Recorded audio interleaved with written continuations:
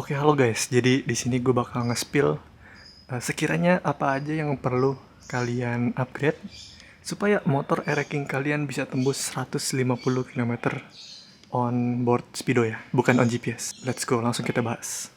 Disclaimer, motor ini OB ya guys, jadi udah overboss, udah bukan boring bawaan tapi kode bloknya Y2. Dan karena waktu itu udah di OB, mekanik gua merekomendasikan untuk di porting. Ya, jadi salah satu speknya juga ini motornya udah di porting, tapi porting harian, nggak yang ekstrim-ekstrim banget. Exhaustnya tuh agak tinggi apa agak rendah gitu, jadi mainnya tuh agak di RPM atas guys. Untuk mesin bawahnya sendiri, termasuk kopling dan rasio-rasio begitu, itu juga masih standar. Kampas koplingnya juga masih standar. Cuma yang gue ganti waktu itu sama mekanik gue disaraninnya pakai pair kopling Shogun Kebo, apalah itu gue juga gak tahu. Pakai Shogun Kebo emang lebih enak sih. Terus untuk rasio semuanya standar guys. Bearing juga nggak pakai yang keramik, nggak pakai yang Vito gitu, cuma bearing standar tapi HS ya, high speed. Emang standar air-king kayak gitu guys. Kita balik lagi ke bagian sini. Di membrannya itu kemarin gue pakai yang karbon, namun karbonnya karbon lokal gitu guys. Ada deh di store-nya, nanti gue cantumin linknya di bawah di deskripsi. Gue bakal kasih linknya. Itu membran cuma 50.000 sepasang. Namun gue belinya dua karena kata mekanik gue supaya kalau pasangan yang pertama itu kagak pas, kita bisa pakai yang pasang kedua itu. Jadi kurang nutup atau nggak nutup ya. Jadi saranin belinya dua ya guys. Nah, untuk karbunya sendiri di sini kan gue pakai Human Racing ukuran 28 ya.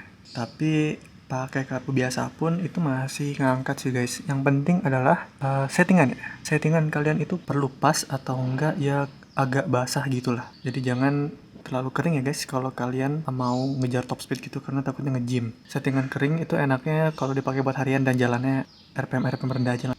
Nah, untuk karbu standar sendiri kalian mungkin bisa remer gitu kalau emang ngerasa nggak cukup ya.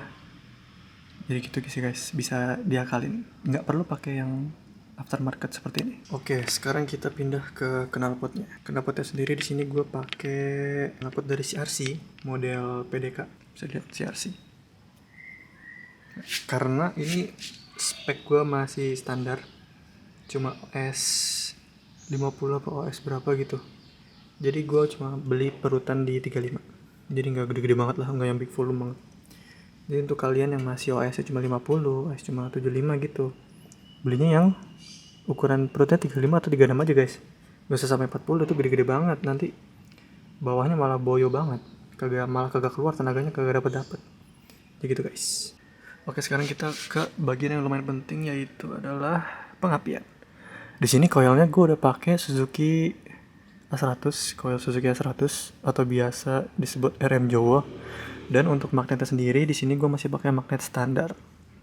Namun yang gue ganti adalah bagian CDI-nya nih. Ada di dalam sini lah. CDI-nya gue udah pakai BRT Power Max Hyperband. Itu DC ya guys. Jadi kalau di motor nggak dipakein aki, nggak bisa jalan. Sudah tidak memakai listrik dari magnet untuk menyalakan CDI-nya. Jadi perlu arus yang stabil dari aki guys. Seperti itu. Itu lumayan ngaruh tuh guys.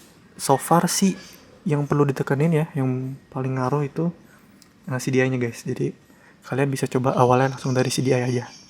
Tapi ya itu guys, perlu diingat, kalian perlu ubah arus motor kalian jadi DC. Dan otomatis perlu pakai aki. Jadi nggak bisa akinya dilepas. Oke, jadi sekian aja guys video yang bisa gue buat. Nge-spill sedikit saja apa yang sekiranya bisa membuat motor air-racing kalian ngacir sampai CP50 ya guys. 2 poin yang gue bisa spill lah buat nge-crank tenaga si air-racing ini jadi lumayan gede. Yang pertama adalah apa? Porting guys. Jadi di motor 2 tak porting itu bener-bener ngefek banget, ngaruh banget ke tenaga motor kalian. Pertama porting, yang kedua itu coba ganti CDI deh. Itu bener-bener wah, bedanya ngaruh banget sih CDI. Dan part performa lainnya yang jadi penunjang juga jangan dilupain guys. Namun dua itu sih yang menurut gua benar-benar meningkatkan performanya gitu. Jadi bisa tembus CP50 on speedo. Mungkin di GPS itu cuma CP40 ya guys. Tapi kemarin gua kaget banget jarum bisa nyampe CP50. Nggak ada videonya, sorry banget, karena waktu itu lagi ngetes iseng aja. nggak ada kamera juga sih. Oke guys, jadi sekian aja video yang bisa gue buat. Kurang lebihnya mohon maaf. Assalamualaikum, and see you in the next video.